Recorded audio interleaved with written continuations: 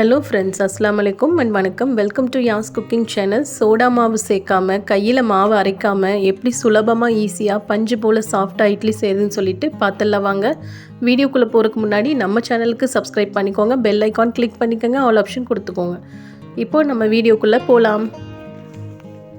ஒரு படி எடுத்துக்கோங்க. நீங்கள் டம்ளரில் எடுத்தாலும் சரி, எதில் எடுத்தாலும் சரி. பச்சரிசி ஒரு டம்ளரோ ஒரு படியோ எடுத்துகிட்டு புழுங்கல் அரிசி 3 படி சேர்த்திக்கோங்க. மொத்தம் அரிசியோட அளவு 2 கிலோ எடுத்திருக்கேன். கொஞ்சமாக 1 ஸ்பூன் அளவில் வெந்தயம் சேர்த்திக்கோங்க. ஃபுல்லாக ரேஷன் அரிசி தான். ஒரு கைப்பிடி அளவில் கல்லுப்பு போட்டு நல்லா இந்த மாதிரி கழுவி எடுத்துகிட்டு வந்தாச்சு. இது இருக்கட்டும். இப்போ எந்த படியால் அரிசியெல்லாம் எடுத்தோமோ அதே படிக்கு அரைப்படி அளவில் உளுந்து எடுத்திருக்கேன். உளுந்து பருப்பு அரிசி 4 மணி நேரம் ஊறினதுக்கப்புறம் உளுந்து பருப்பில் தண்ணி ஊற்றினா போதும். இதை நல்லா கழுகி சுத்தம் பண்ணிவிட்டு 4 மணி நேரம் ஊறினதுக்கப்புறம் தண்ணி ஊற்றிக்கலாம். இப்போ பாருங்கள், அரிசி 4 மணி நேரம் நல்லா இந்த மாதிரி ஊறி வந்துருச்சு. ரேஷன் அரிசியில் தான் நான் இன்றைக்கி செய்கிறேன். வெறும் ரேஷன் அரிசி மட்டும்தான் வச்சு செஞ்சிட்ருக்கேன். அதனால தான் அரிசியை கல்லுப்பு போட்டு கழுவி இருக்கட்டும். இப்போ உளுந்து பருப்பை நல்லா கழுவி சுத்தம் பண்ணிவிட்டு இதில் நம்ம தண்ணி ஊற்றி வச்சிடலாம்.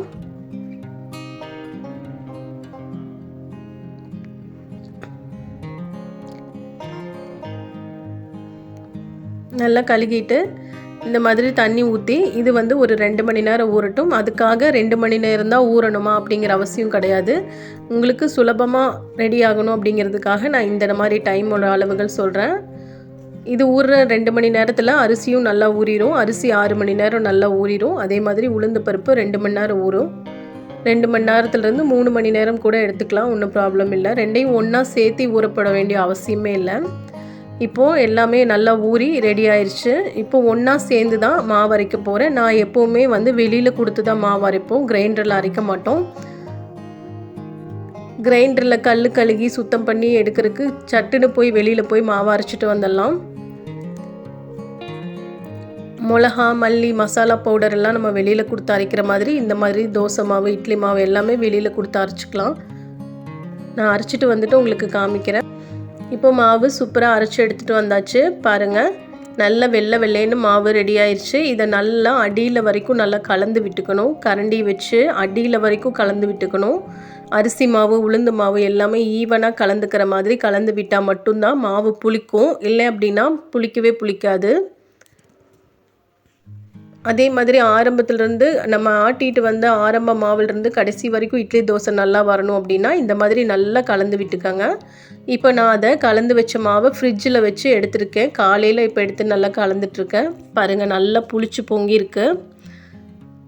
ரொம்ப புளிக்காது, ஓரளவுக்கு அளவான பக்குவத்தில் புளிச்சிருக்கும். இப்போ தனியாக இட்லி மாவுக்காக மாவு எடுத்து கலந்து நான் இதில் சோடா உப்பு எதுவுமே சேர்க்க மாட்டேன். வெறும் உப்பு மட்டும்தான் சேர்த்து இன்றைக்கி இட்லி சுடுறேன். எப்போவுமே வெறும் உப்பு மட்டும்தான் சேர்த்து இட்லி சுடுவேன். சோடா உப்பு இதெல்லாம் சேர்க்கவே மாட்டேன் மாவில்.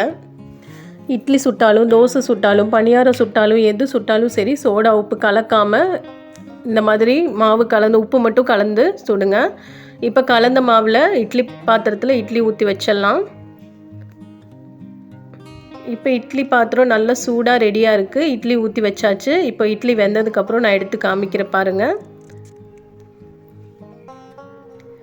பாருங்கள், இப்போ நல்லா வெந்து ரெடி ஆயிடுச்சு. இந்த மாதிரி நம்ம விரல் விட்டு பார்க்குறப்போ கையில் ஒட்டாமல் வந்துச்சு அப்படின்னா நல்லா வெந்துருச்சுன்னு அர்த்தம். வெந்துருச்சு. இப்போ எடுத்துடலாம். கொஞ்சமாக தண்ணி தெளித்து எடுத்து போட்டு பாருங்கள். இட்லி கொஞ்சம் கூட ஒட்டாது. ரொம்ப சிம்பிளாக மாவு அரைச்சிடலாம்.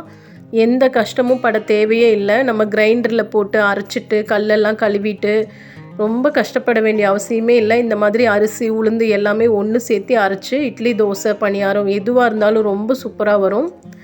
பாருங்கள், எவ்வளோ அழகாக வெள்ளைன்னு குண்டு குண்டாக இட்லி ரெடியாக இருக்குதுன்னு பாருங்கள். நான் பிச்சு காமிக்கிறேன். உள்ளே நல்லா சாஃப்டாக இருக்கும். சூடு ஆறுனா கூட ஒரு நாள் முழுக்க நல்லா இட்லி சாஃப்டாக இருக்கும். இதே அளவுகளை எடுத்து நீங்கள் சின்ன ஃபேமிலியாக இருந்தாலும் சரி மிக்சியில் கூட மாவு அரைச்சிக்கோங்க. மிக்சியில் அரைக்கும் போதும் சரி, அரிசி, உளுந்து பருப்பு எல்லாத்தையும் ஒன்று சேர்த்தியே அரைச்சிக்கோங்க. தனித்தனியாக அரைக்க வேண்டிய அவசியமே இல்லை. கிரைண்டரில் அரைச்சாலும் சரி, அரிசி, உளுந்து பருப்பு எல்லாத்தையும் ஒன்றாவே சேர்ந்து கலந்து அரைச்சிக்கோங்க. பாருங்கள், எவ்வளோ சாஃப்டாக இட்லி ரெடியாக இருக்குதுன்னு. தோசையும் நல்ல மொறுமொறுன்னு வரும். அதே மாதிரி பணியாரமும் சூப்பராக வரும். இந்த ஒரே மாவு போதும். இந்த வீடியோ உங்களுக்கு பிடிச்சிருந்தா லைக் பண்ணுங்கள், ஷேர் பண்ணுங்கள். நம்ம சேனலுக்கு சப்ஸ்கிரைப் பண்ணிக்கோங்க. ஃப்ரெண்ட்ஸ் அண்ட் ஃபேமிலிஸ்க்கு ஷேர் பண்ணி விடுங்க இந்த வீடியோவை. தேங்க்யூ.